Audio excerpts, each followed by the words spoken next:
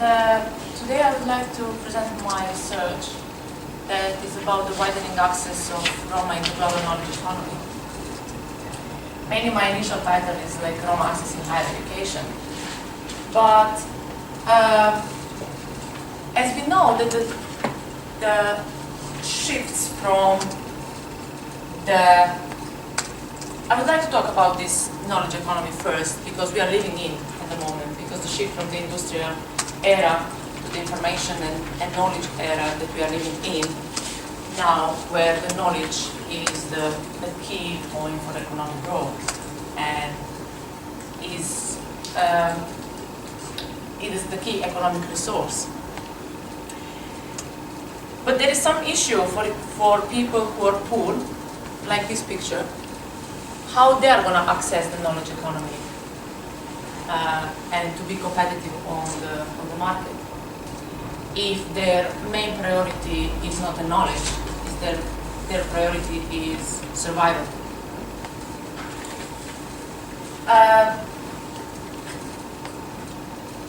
My aim of the study is, I'm talking about the Roma community, and I'm looking at exploring their successes, how they succeed to access the higher education, despite all barriers that they had to their old education, like how the context of different socio-cultural factors like poverty, institutional racism, sexism interact in shaping their experience in higher education and accessing to higher education. As well, I'm going to look to explore their aspirations as some kind of resistance to all these barriers.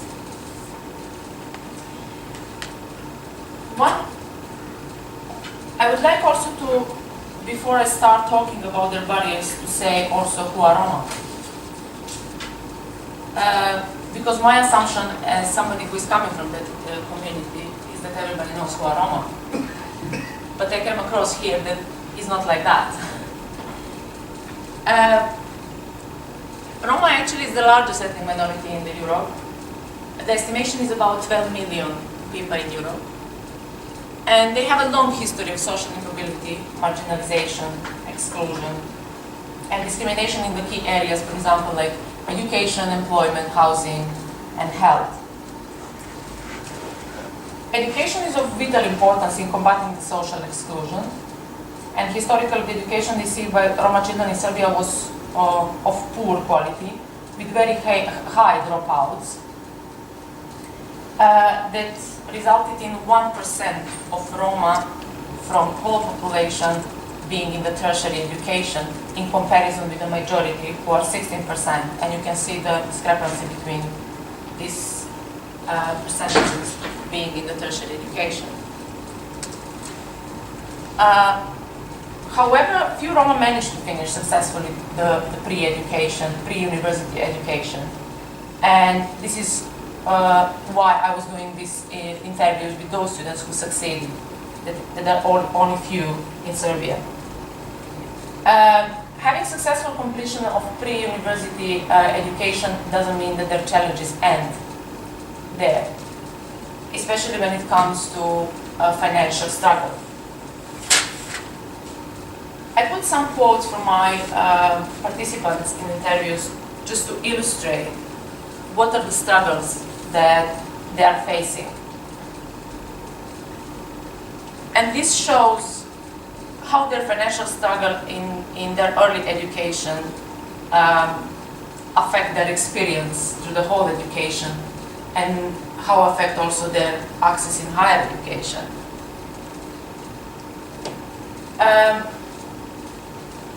As you can see from these quotes, they needed to work 2 or 3 manual jobs in order to maintain and to survive on a daily basis.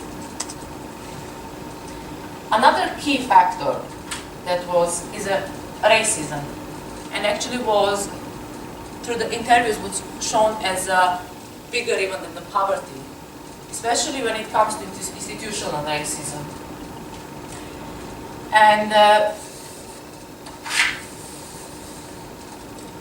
this shows how this racism as a part of the educational system affected Roma students' experience. And I will quote just Sarah Ahmed what said, that physical or verbal violence toward those who are considered as other is not an individual act, but is reflective of wider institutional attitude of racism. And Roma students talked about experiences of systematic exclusion since their early education based on their skin color, ethnicity, and the effect of their experience of education and learning process. We came across about the sexism a lot, not just with the Roma students, but especially with Roma students because they are facing double discrimination as women and as Roma. And these female students in their access to higher education relates actually to what Collins calls like a matrix of domination, which people have multiple factors that make the subjugation even worse. In this case, being Roma and girls means that your chances of accessing and later on completing education are greatly reduced in the Serbian context. And the challenging for struggling the racism and sexism at the same time to the Roma girls is really influencing their access in higher education. But there are some resistance to that, especially like personal aspirations that they were driven to get out of that, if I can say, nightmares and darkness. But it's not enough just having the personal aspirations. It's necessary as well to have a structural supports like the institutional and social. When it comes to institutional, we have different kind of supports, like scholarships, and the bigger scholarships that is in Europe is about Roma Education Fund. That is an international NGO from Budapest who is supporting financially and academically as well Roma students across the Europe.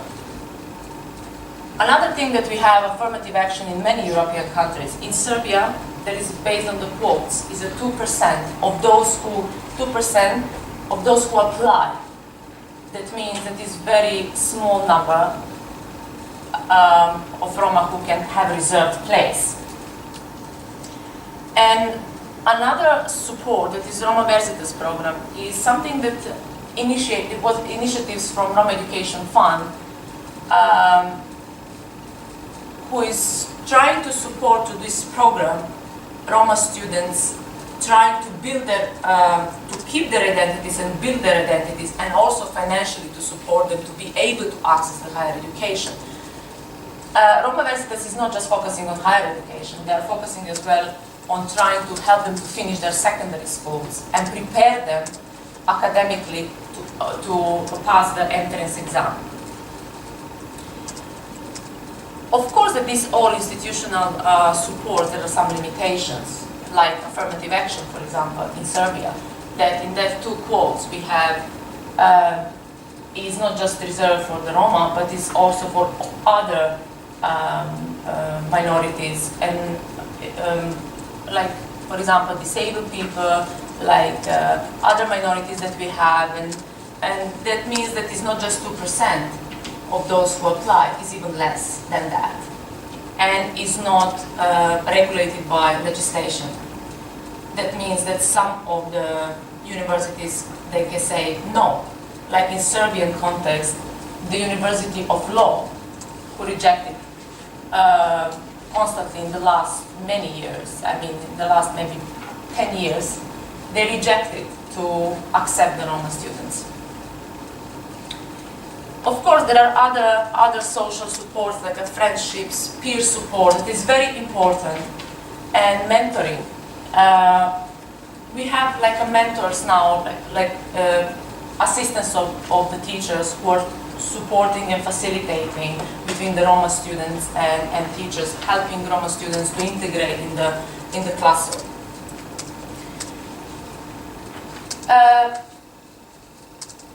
This presentation was very short because I would like to have a discussion about that, because I'm not sure how many you are familiar with the topic, but the issue, as you can see, is that there are a lot of problems: poverty, sexism, racism, institutional racism, discrimination.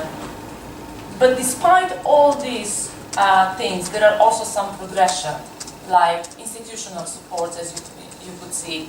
But it's not enough at the moment. That's why we have still 1% of Roma in Serbia who are going just in tertiary education.